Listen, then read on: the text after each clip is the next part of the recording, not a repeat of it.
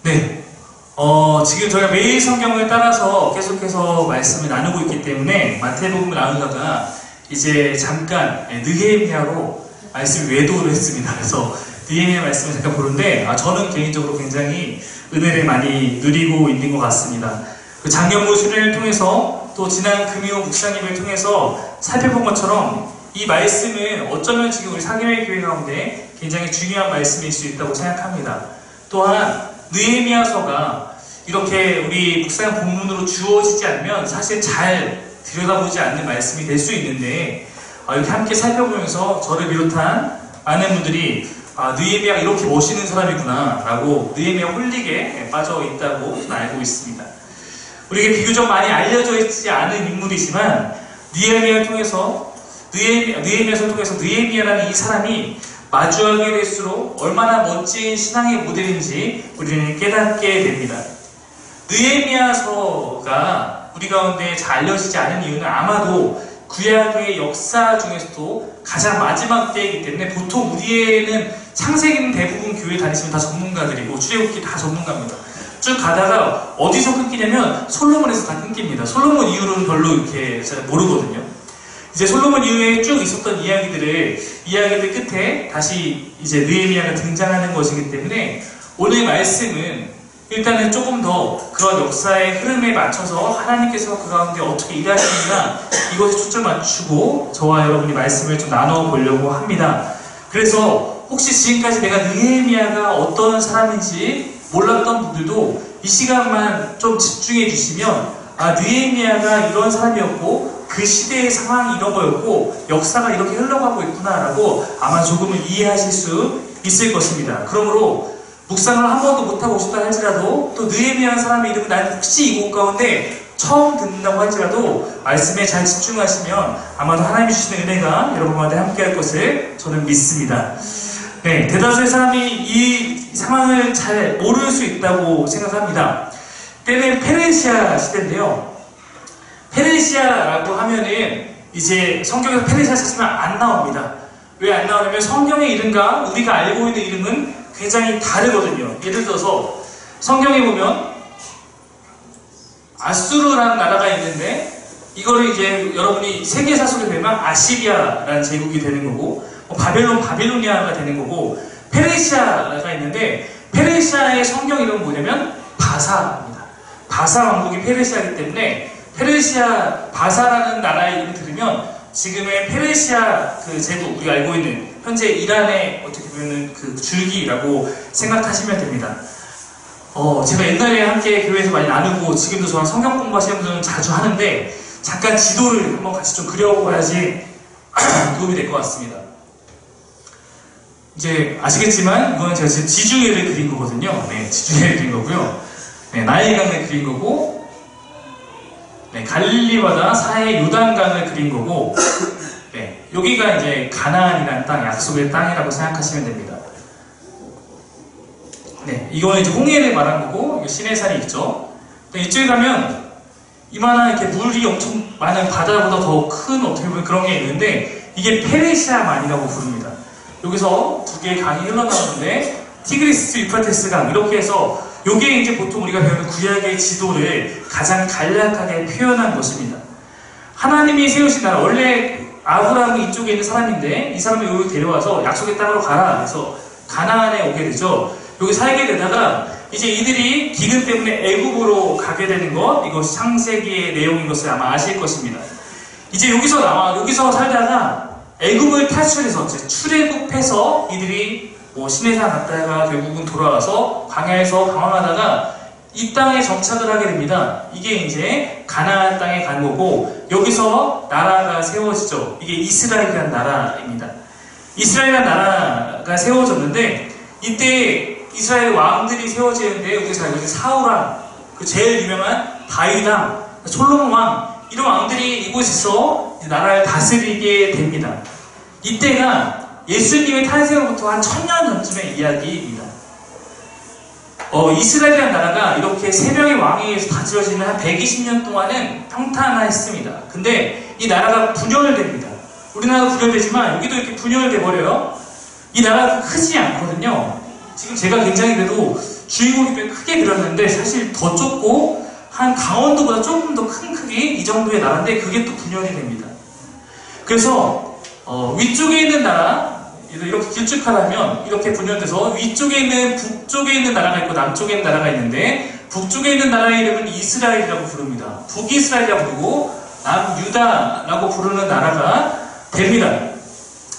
이제 이 두 나라로 분열되는데 이 중에 하나님께 택하셨던 다윗의 후손들의 나라가 남쪽 유다였고 쿠데타를 통해서 다시 세워진 나라가 북쪽에 있는 이스라엘이라는 나라였습니다.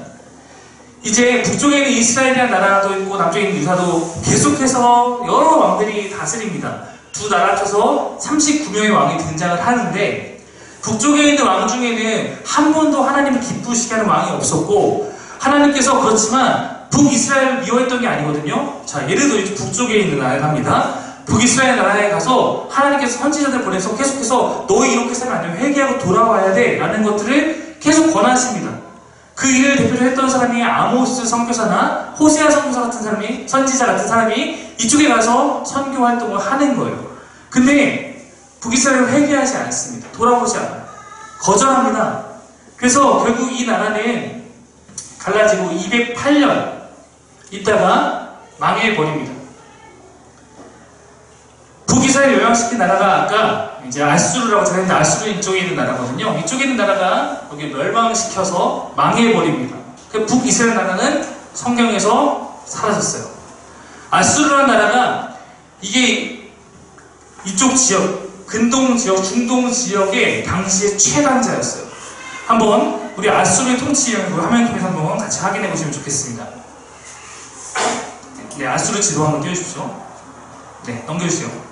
네, 지금 보시면 보이실지 모르겠지만 여기가 지금 가나안이라는 땅인데 저쪽에서 바로는 아수르라는 곳이 지금 애국가에도 통치하고 뭐 키프로섬 다 지금 다스리는 이런 거대한 제국을 만들게 됩니다.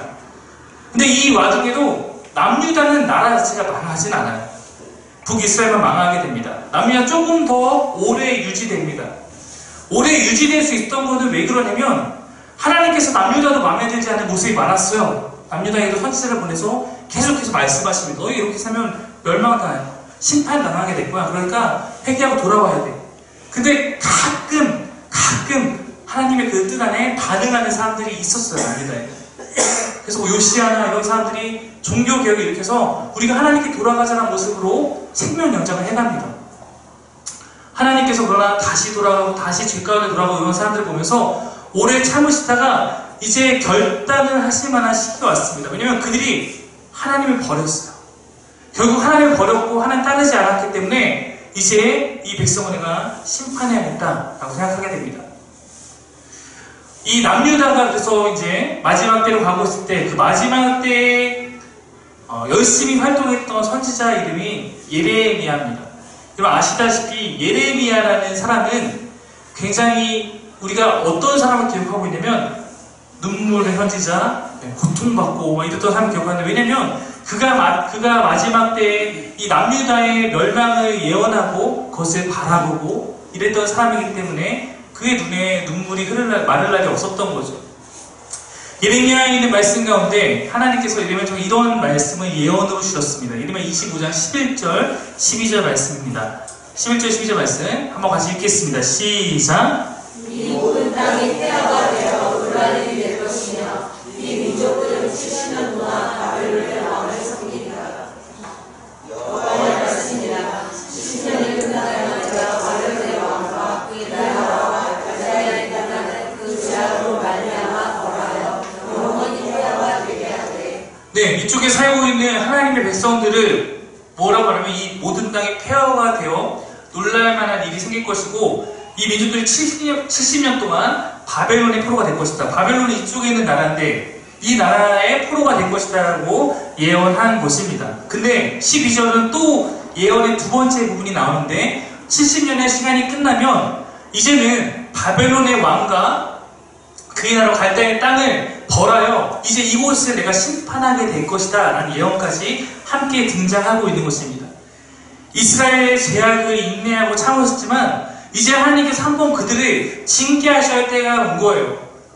왜냐면 이제 더는 그들을 그냥 선지자 보내서 말해봤자 콧방 끼고 듣지도 않기 때문에 그들을 향해서 그들의 믿음을 이제는 한 번 더 단련하기 위한 하나님의 징계의 시간이 다가온 것입니다. 왜냐면 그들의 신앙이 때 어땠냐면 이런 거였어요.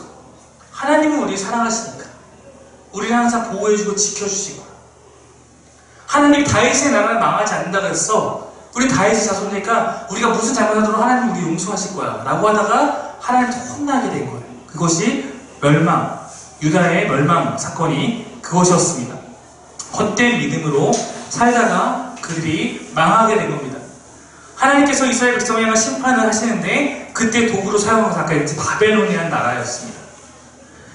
70년 동안 바벨론 왕을 섬길 것이다. 그리고 내가 70년이 지나면 이제는 바벨론을 심판할 것이다. 하나님께서 말씀하셨습니다. 이것이 예레미야를 통해 주신 하나님의 예언의 말씀이었던 거예요. 실제로 이 일이 일어납니다. 아까 아수르가 이때 이곳을 다스리고 있었다면 이제 두 번째 바벨론이 이 지역을 차지합니다. 말씀 한번 지도 보십시오. 아까 아수르가 다스렸던 제국보다 훨씬 더 큰 제국을 지금 이룬 건데 이제는 터키 쪽의 지역과 당연히 이쪽의 지역과 모든 지역을 바벨론이라는 나라가 이제 다스리게 됩니다. 바벨론의 느부갓네살 왕 아마 들어보실 텐데 그 왕이 이제 필두가 돼서 이렇게 큰 나라를 건설해 나가게 됩니다. 서쪽으로 확장하던 가운데 당연히 남아있던 남유다는 바벨론 앞에 멸망을 당하게 됩니다. 우리가 알다시피 예레미야의 예언이 성취된 것입니다. 그런데 하나님께서 주신 예언이 두 가지였잖아요. 하나가 유다의 심판이었다면 두 번째는 바벨론이 멸망당할 것이다 였어요. 70년이 지난 후에. 바벨론이 멸망당한다는 것은 곧 이스라엘의 회복을 의미하는 것이었습니다. 예레미야 29장 10절 말씀도 이렇게 나와 있어요. 한번 같이 읽겠습니다. 시작. 여호와께서 여호와시 말씀하시니라. 바벨론에서 70년이 차면 내가 너희를 돌보고 나의 선한 말을 너희에게 성취하여 너희를 이곳으로 돌아오게 하리라. 네, 바벨론 70년이 차면 돌아오게 할 것이다. 왜냐면 이들이 다 포로로 잡혀가기 때문에 돌아오는 것이 이들에게서 회복이었기 때문입니다. 바벨론이 여기를 쳤다, 아까 지적했죠. 여기 쳤다라는 것은 단순히 그냥 쳤다가 아니라 여러분 우리나라도 전쟁을 겪어보지 않았습니까? 전쟁에서 어떤 나라에게 점령을 당한다는 것은 그냥 그 도시가 다 폐허가 되는 것을 의미합니다. 큰 고통을 당하게 됩니다. 이들이 자랑하고 있던 솔로몬 성전도 무너집니다. 성벽도 다 허물어집니다. 더 이상 사람이 살아가기 힘든 폐허가 됩니다. 또한 바벨론 제국은 어떤 이들이 다시 독립운동을 하거나 쿠데타를 일으키는 씨앗을 남기지 않기 위해서 유다의 유능한 인재를 다 바벨론으로 잡아가게 됩니다. 이것이 바벨론 포로 사건이었고 총 3차례에 거쳐서 사람들을 바벨론으로 데려갑니다. 그걸 통해서 유다가 자신의 힘으로 다시 일어설 수 없는 그런 나라로 만들어 버린 것입니다. 이때 끌려가는 포로 가운데 우리가 잘 알고 있는 인물들이 있는데 다니엘과 친구들, 에스겔 이런 사람들이 다 이때 끌려가게 됩니다. 백성만 끌려가게 아니라 왕도 끌려갑니다. 왕이 어떻게 끌려가냐면 두 눈이 뽑혀서 끌려갑니다. 패전국의 왕의 최후 모습이죠. 나라가 완전히 망한 것입니다. 끌려간 이스라엘 백성은 소망이 없이 느껴졌을 것입니다. 하나님이 바벨론의 신한테 졌나? 하나님이 계시지 않은가? 이런 의구심을 가면서 그들은 끌려갔습니다. 바벨론 너무 강력한 제국이었기 때문에 도저히 그곳에서 예레미야의 말씀이 기억하며 이들이 회복한다는 것은 꿈꿀 수 없는 그런 상황이었습니다. 근데 역사의 시간표는 하나님이 예언하신 대로 다시 한번 흘러갑니다. 아까 얘기했듯이 그 강대한 바벨론, 도저히 무너질 것 같지 않던 그 바벨론이 너무나 어이없게 내부의 분열로 모든 성문을 열고 페르시아를 맞이합니다. 그래서 페르시아가 바벨론을 차지합니다. 페르시아가 고대 이 근동의 왕자를 차지한 사건입니다. 한번 지도로 보시면 페르시아는 더 큽니다. 지금 보시면 이제 유럽 쪽으로도 애국까지도 저 위에까지 다 점령한 아주 큰 제국을 건설하게 됩니다. 이렇게 유다 사람들이 여기 끌려가 있는데 이 나라의 이곳의 주인도 바뀐 거예요. 더 이상 여기 바벨론이냐 페르시아가 다스리는 땅이 된 것입니다. 자신은 바벨론 포로 끌려갔다가 이제 누구의 포로가 되냐면 페르시아 제국의 포로가 된 것입니다. 혹시 세계사에 관심 있는 건 아니겠지만 제가 하는 얘기는 다 지금 세계사와 관련있는 그 역사의 흐름을 같이 이야기하고 있는 것입니다. 바로 이 시기, 페르시아가 왕성했던 이 시기를 배경으로 기록되어 있는 성경이 3권이 있습니다. 에스라, 느헤미야, 에스더. 이 중에 이제 에스더서는 페르시아에 끌려가 있었던 유대인들 중에서 왕후가 됐던 유대인 여성 에스더가 함께 있는 그 포로로 있는 사람들을 어떻게 구하는지에 대한 이야기를 다루고 있습니다. 이것은 약간 부분적인 일을 다루고 있다면 이런 역사의 큰 흐름들, 유다가 어떻게 되었는가 이거에 대해 다루고 있는 흐름과 시대상을 보여주는 것이 에스라, 느헤미야라는 책입니다. 에스라서, 느헤미야서는 우리의 성경에 에스라서, 느헤미야서 2권의 책으로 주어져 있지만 유대인들은 이것을 하나의 책으로, 마치 에스라가 전편이라면 느헤미야서 후편으로 하나의 책으로 읽는 경향이 강했습니다. 특별히 역대상, 역대하와 에스라, 느헤미야는 함께 쭉 이어지는 흐름을 가진 그러한 책이라고 볼 수 있습니다. 나라가 망하고 머나먼 땅까지 포로로 잡혀와서 70년을 보낸 그들의 주인이 바뀌었어요. 이러면서 그들과 중요한 변화를 맞이하게 됩니다. 그 변화는 에스라서 첫 장을 피면 바로 확인할 수 있습니다. 한번 같이 볼까요? 한번 읽겠습니다. 시작! 바사와 고레스 원년에 여호와께서 예레미야 입을 통하여 하신 말씀을 이루게 하시려고 바사와 고레스의 마음을 감동시키며 그가 온 나라에 공포도 하고 조서도 내려 이르되 바사와 고레스는 말하노니 하늘의 하나님 여호와께서 세상 모든 나라를 내게 주셨고 나에게 명령하사 유다 예루살렘에 성전을 건축하라 하셨나니 이스라엘의 하나님은 참 신이시라. 너희 중에 그의 백성된 자는 다 유다 예루살렘으로 올라가서 이스라엘의 하나님 여호와의 성전을 건축하라. 그는 예루살렘에 계신 하나님이시다. 바벨론이 각 나라의 유능한 사람들을 다 데려와서 그 나라에서 아무것도 못하게 하는 그런 것이 그들의 통치의 기법이었다면, 수법이었다면 페르시아 제국에 넘어오면서 페르시아 제국의 입장은 완전하게 달랐습니다.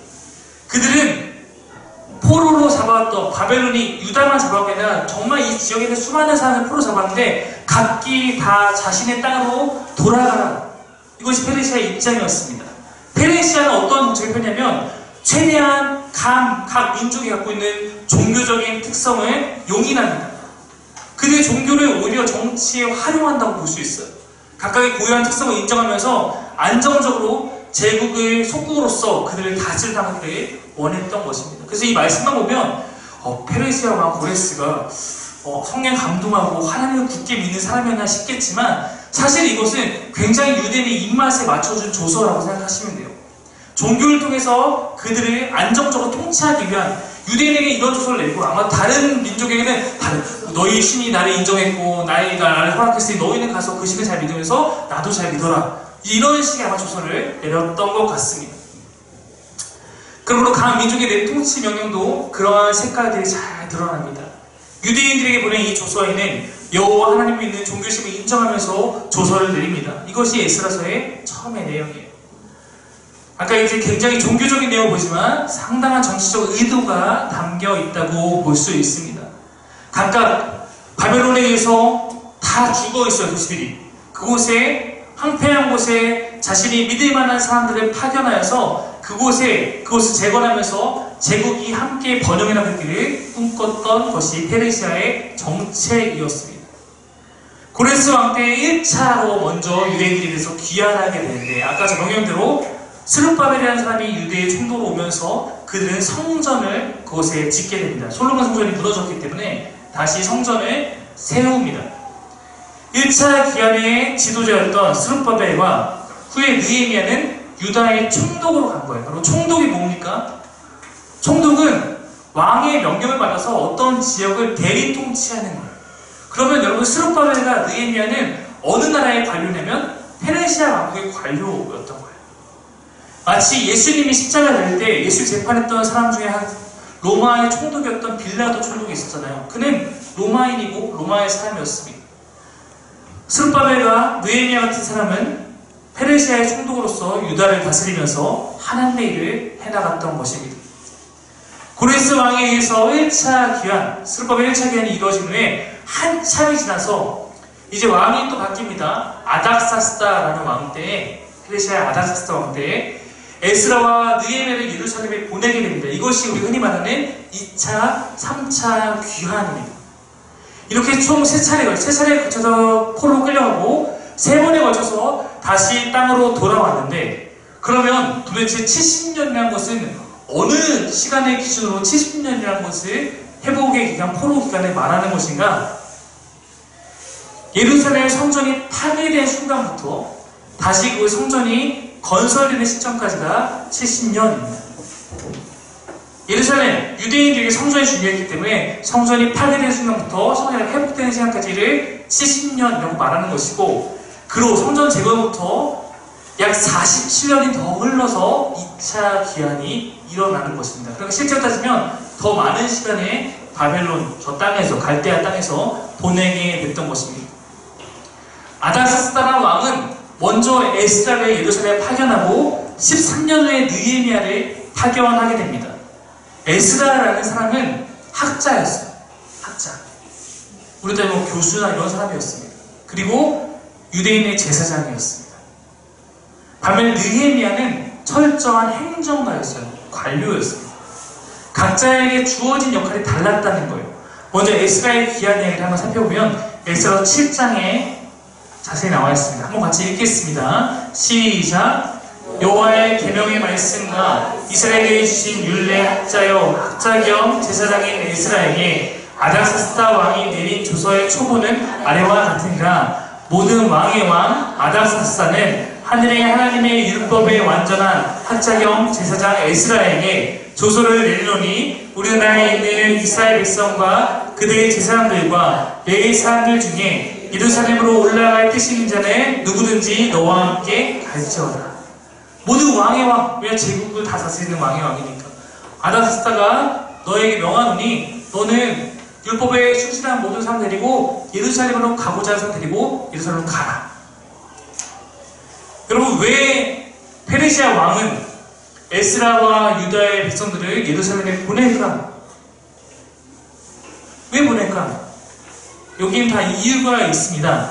7장 25절 말씀 보면 에스라여 너는 내 손에 있는 내 하나님의 지혜를 따라 내 하나님의 율법을 아는 자를 법관과 재판관을 삼아 강 건너편 모든 백성을 재판하게 하고 그중 알지 못하는 자는 너희가 가르치라. 무릇 내 하나님의 명령과 왕의 명령을 준행하지 아니하는 자는 속히 그 죄를 정하여 혹 죽이거나 귀양 보내거나 가산에 몰수하거나 옥에 가둘지니라 하였더라. 아까 이야기했듯이 먼저 1차로 귀환했던 사람들이 태어갈 도시에 성전을 세우는 일을 했습니다. 그러나 여전히 이 땅은 우리가 잘 알고 있던 아주 아름다운 도시 예루살렘은 화려했던 그 도시는 아니었습니다. 페르시아 왕은 학자였던 에스라를 그곳에 보내어 이 땅에 이제 법치를 세우기 원했던 것입니다. 율법을 통해서, 즉 이스라엘 종교를 통해서 그곳을 안정적으로 다스리기 위한 그런 정책의 일환으로 에스라를 이 땅에 파견하는 것입니다. 말씀 잘 보면 하나님의 명령과 왕의 명령, 하나님의 명령으로 너가 통치하되 거기에는 왕의 명령도 함께 지켜야 될 의무가 이들에게 주어져 있는 것이죠. 에스라가 예루살렘에 돌아가서 예루살렘의 율법을 시행할 수 있는 책임자의 역할을 감당하면서 이스라엘의 율법 가운데 그들의 법들을 다스릴 때 페르시아의 해안의 역할을 잘 해나갈 수 있도록 그렇게 감당하며 명령하며 파견한 것입니다. 즉 2차 기한은 페르시아 왕의 측면에서 보면 에스라를 통해서 예루살렘과 유다 지역에 어떠한 질서를 확립하기 위해서 의도를 갖고 보냈던 사건입니다. 그를 위해서 페르시아 왕은 에스라에게 법 집행권과 통치 명령까지 다 부여합니다. 지금 저기 보시면 에스라가 세워가자 하는 그 법의 질서를 따르지 않는 자에게는 사형까지도 시킬 수 있는 처벌권까지 그에게 부여하고 있습니다. 완전하게 힘을 실어준 거예요. 이렇게 2차 기한이 일어났어요. 그리고 13년 후에는 페르시아의 관료로 있던 느헤미야가 다시 한번 예루살렘이 여전히 황폐하다는 소식을 듣게 됩니다. 그러므로 이제 그가 왕에게 나아가 요청합니다. 그것이 오늘 우리가 봤던 본문의 말씀이에요. 느헤미야 2장 4절부터 다시 한번 그 배경 나오는 한번 읽어보겠습니다. 2장 4절 시작. 왕이 내게 이르시되 그러면 내가 무엇을 원하느냐 하시기로 내가 하늘의 하나님께 묵도하고 왕에게 이르되 왕이 만일 좋게 여기시고 종이 왕의 목전에서 은혜를 얻었사오면 나를 유다 땅 나의 조상들의 묘실이 있는 성읍에 보내어 그 성을 건축하게 하옵소서 하였는데, 자 보시면 느헤미야가 왕의 관료였는데 왕에게 나아가서 요청을 합니다. 나를 나의 고향 나의 이 땅으로 보내서 이곳에 성을 건축할 수 있도록 허락하여 주옵소서라고 요청하게 됩니다. 6절부터 읽으면 그때 왕후도 곁에 앉아있더라. 왕이 내게 이르시되 내가 몇 날을 다녀오리며 어느 때에 돌아오겠니 하고 왕이 나를 보내기를 좋게 여기시도록 내가 기하는 허락을 받은 거예요. 그럼 네가 가서 그 해라. 내가 또 왕에게 이르되 왕이 만일 좋게 여기거든 강 서쪽 총독들에게 내리시는 조서를 내게 주사 그들이 나를 용납하여 유다에 들어가기를 통과하게 하시고, 여기 강의 서쪽이니까 이쪽에 있는 총독들이 있을 겁니다. 이 땅부터 이 땅까지 갈 때 만약에 총독이 막아서면은 아마 갈 수 없기 때문에 이곳에서 통과할 수 있는 조서를 달라라고 요청을 하게 된 거예요. 그리고 또 하나 요청을 하는데 8절입니다. 왕의 살림감독 아삽에게 조서를 내리사 그가 성전에 속한 영문의 문을 달 수 있는 나무 목재와 성곽과 들어갈 집을 위해서 모두 쓸 제목을 달라. 그래서 이것을 함께 가지고 이 땅에 가서 성을 건축할 수 있도록 해달라라는 요청을 하게 된 겁니다. 왕이 허락했습니다. 8절 끝에 보면 9절 보면 군대 장관과 마병을 보내어 나와 함께 하시기로, 여기서 여기까지 가는 것이 목재를 다 들고 뭐 하는 게 쉽지 않은 일이죠. 그러므로 왕의 군사들의 호의를 받으면서 느헤미야 이곳으로 오게 되는 것입니다. 이것은 페르시아 제국의 측면에서 보자면 또 한 명의 유능한 제국의 행정가를 예루살렘과 이 인근의 지역에 어떤 페르시아 제국의 특별한 목적을 갖고 파견한 정책의 일환이었습니다. 느헤미야는 당시 유대 출신이었지만 페르시아에서 인정받아서 제국의 최고의 행정가 자리에 오른 사람이었습니다. 그의 지체는 술관원이었는데, 술관원이란 것은 그냥 옆에서 술 따르는 시중이 아니라 왕의 가장 옆에서 왕에게 정책을 보좌하고 자문을 할 수 있는 그런 위치에 있는 관료를 의미합니다. 즉 보좌관격이라고 생각하시면 돼요. 그런 느헤미야를 이제는 너는 유다와 예루살렘에 총독으로 가서 그 땅을 통치하라 라고 임명하는 것입니다. 느헤미야는 총독으로 임명되어 가지만 주변의 총독들에게 도움을 받을 수 있는 왕의 명령을 받아서 귀환하게 됩니다. 왜냐하면 이것 자체가 느헤미야의 단순한 혼자 개인적인 일이 아니라 제국의 일이었기 때문에 그렇습니다. 제국의 경제적 이익과 안정적인 통치를 위해서 계획된 것이었습니다. 결국 이런 과정을 거쳐서 오게 된 것을 우리는 3차 귀환이라고 부르는 것입니다. 느헤미야가 예루살렘이라는 이 땅에 와서 그가 해야 했던 것은 예루살렘 성을 복원하는 거였어요. 여러분 이렇게 생각할 수 있습니다. 우리가 여기서 고읍이라는 곳이 예루살렘이라고 생각해봅시다. 다 무너져 있어요. 이곳에 우리가 사귐의 교회라는 성전을 세웠어요. 이건 1차에 했습니다. 근데 아직 도시의 기능을 갖추기 위해서 성을 쌓고 성을 도시로 이렇게 성벽을 둘러서 도시로서 기능을 갖춰야 되는데 아직 그게 안 되고 있는 거예요. 시간이 한참 지나도록. 그러니까 일전에 무너뜨렸던 그 성을 복원하는 것, 도시를 재건하는 것을 느헤미야가 하게 되는 것입니다. 이것은 예루살렘을 바벨론 포로 이전의 상태로 다시 회복시키고자 하는 그러한 움직임이었습니다. 근데 느헤미야서 잘 보면 이 일에 극심한 반대들이 나타나게 됩니다.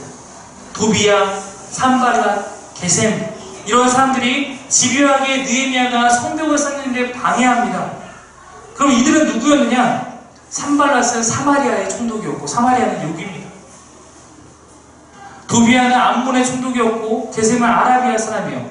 암몬과 아라비아 다 이쪽 지역에 있는 사람들이 막아서는 것입니다. 다른 총독들이 왜 막아서는가? 만약에 예루살렘의 성이 중건되어서 예루살렘이 다시 회복되게 되면 여타 주변에 있는 지역의 성이 약화될 수 있는 경쟁의 관계에 있었기 때문입니다. 여러분 예루살렘의 가장 상징적 의미가 굉장히 크기 때문에 이제 예루살렘 성이 복원돼서 거기가 다시 그런 기능을 감당하게 되면 주변에 있는 다른 성대의 영향력이 줄게 됩니다. 그러므로 반대합니다. 그들이 이런 모함과 협박도 합니다. 네가 지금 성을 세우는 것은 총독으로서 만족하지 않고 유다의 왕이 되려고 계획하는 것을 우리가 알고 있다. 네가 왕이 되고자 성을 보관하는 것이 아닌가? 따라서 너는 지금 그 일을 하면 안 된다. 우리가 만나서 이야기를 나누자. 이때 느헤미야에게 편지를 보냅니다. 4통의 편지를 보내면 느헤미야가 다 거절합니다. 왜냐면 만나자라는 것은 사실 이들의 계획은 만나면 우리가 너 죽일 거야 라는 암살의 계획이었는데 느헤미야가 그것을 피합니다. 느헤미야는 여러 반대에도 불구하고 결국은 52일 만에 성을 보수하게 됩니다. 예루살렘 성이 무너진 때부터 말하면 150년 만에 성이 다시 재건된 것입니다. 그러고 나면 예루살렘 성 안에 살아가는 사람들의 안정이 보장되는 거예요. 도시의 기능을 다시 유지하게 된 것입니다. 이 예루살렘이라는 성 자체가 해발 600m에 있는 그런 고산지대에 있습니다. 산으로 둘러싸여 있기 때문에 산짐승의 위협도 있습니다. 성벽이 없는 상태에서는 여러 가지 어려움을 겪게 됩니다. 이러한 곳에서 어렵게 살아가던 백성들이 이제는 삶의 안정망을 갖추는 곳에서 이제 하나님의 율법을 따르면서 자라갈 수 있는 기반을 갖추게 된 것입니다. 실제로 느헤미야서의 전반부가 그렇게 성을 보수하는 내용이었다면 후반부는 그 안에서 하나님의 공동체를 세워가는 일을 하게 됩니다. 이 일을 먼저 와 있는 제사장 에스라와 함께 동역하게 됩니다. 즉 하나님은 페르시아가 다스리던 시대에 에스라와 또 느헤미야를 통해서 하나님의 도시와 하나님의 백성들의 말씀 가운데 그리고 도시에서가 중건되는 그 실제적인 상황 가운데 함께 회복해 가고 계신 것입니다. 이것이 하나님께서 역사 가운데 일하신 하나님의 흔적들입니다. 말씀을 정리해 볼게요. 오늘 이 말씀과는 중요한 두 가지 양면성이 있는 것입니다. 페르시아 제국이 하나님을 섬기기 때문에 70년 만에 기한하리라는 회복의 약속을 성취한 것이 아닙니다. 그들은 하나님의 약속에 관심이 없어요. 오직 자신들의 유익을 위해서 그 일을 해왔을 뿐입니다. 페르시아 제국을 강성하게 만들기 위해서 바벨론 제국을 무너뜨렸습니다. 하나님께서 바벨론 멸하시는 예언을 알고 있었고 그것을 성취하기 위해서 했던 일이 아니라는 사실입니다. 제국의 안정적인 통치를 위해서 관리를 파견하고 다시 그 땅으로 백성들을 보내는 것입니다. 어떤 경우는 제국의 필요 때문에, 어떤 경우는 요청을 듣고 이 일을 따져보면 그래 가는 게 좋겠다라고 해서 결정한 것입니다. 거기에는 하나님의 일하심은 없는 것 같습니다. 페르시아 제국의 입장에서 보면 어느 누구도 이것이 하나님께 하신 일이다 고백할 사람이 없을 것입니다.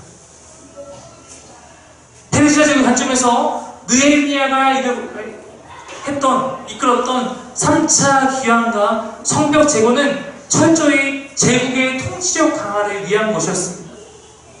다만 그 안에 있던 하나님의 사람 느헤미야는 그 모든 정세를 꿰뚫어보고 그 모든 상황을 활용해서 예루살렘 성을 재건해낸 것입니다. 또한 다른 한편에서 그 모든 일은 일찍이 예레미야를 통해서 하나님께서 약속하셨던 일들이 일어나는 것입니다. 예레미야 29장 10절 11절 한번 보십시오. 시작. 여호와께서 이와 같이 말씀하시니라. 바벨론에서 70년이 차면 내가 너희를 돌보고 나의 선한 말을 너희에게 성취하여 너희를 이곳으로 돌아오게 하리라. 여호와의 말씀이라. 너희를 향한 나의 생각을 내가 아나니 평안이요 재앙이 아니니라. 너희에게 미래와 희망을 주는 것입니다. 지금은 하나님께서 이들을 깨우쳐야 하기 때문에 아프지만 바벨론 독을 들어서 이들을 혼내시고 쫓아내셨다면 약속하여 내가 너희 반드시 다시 돌아오게 할 것이고 내가 너희에게 이렇게 하는 것은 재앙이 아니고 내가 너희에게 미래와 희망을 갖고 행하는 일이라 약속하셨습니다.